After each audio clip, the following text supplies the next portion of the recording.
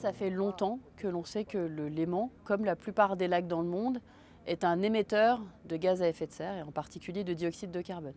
Pour donner un ordre de grandeur, ce qu'émet le Léman en termes de gaz à effet de serre, c'est peu ou prou l'équivalent de ce qui est émis par le transport automobile de la ville de Lausanne sur la même année. La question qui nous a animés dans cette étude, c'est de comprendre pourquoi le Léman était effectivement un émetteur de gaz à effet de serre.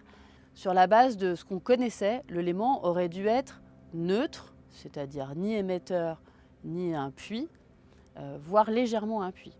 Donc en fait, le Léman échappait à toute la compréhension théorique des cycles de carbone dans les lacs que l'on avait jusqu'à présent.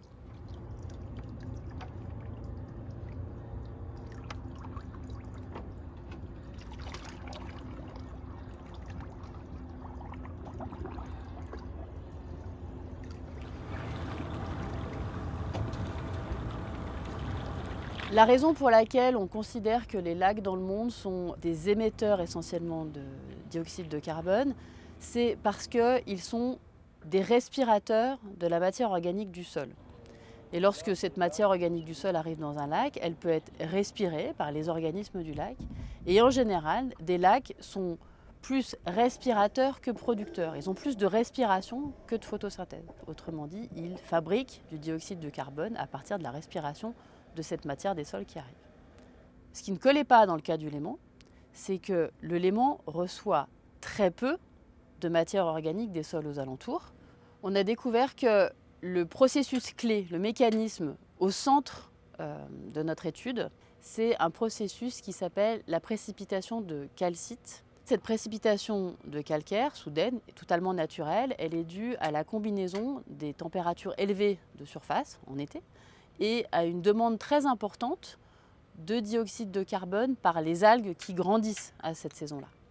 La combinaison des deux conduit à cette précipitation de toutes petites particules et lorsque ces particules se forment, on a production de dioxyde de carbone. Et il est là ce dioxyde de carbone supplémentaire qui nous manquait et qui explique ces émissions positives à l'échelle annuelle. L'Explore a été clé dans ces avancées scientifiques. On a pu démontrer que non seulement, ça y est, on avait une compréhension complète du cycle du carbone dans l'aimant et de ses émissions, mais que ce processus était très universel et permettait aussi d'expliquer les émissions de gaz à effet de serre pour certains très grands lacs dans le monde, notamment les grands lacs américains. Une des raisons pour laquelle la plateforme a été cruciale, c'est parce qu'on a pu déployer un certain nombre de systèmes de mesure à très haute fréquence et en direct des différents composants du cycle du carbone dans le lac. L'Explore, c'est à la fois une infrastructure de recherche physique et une infrastructure de données.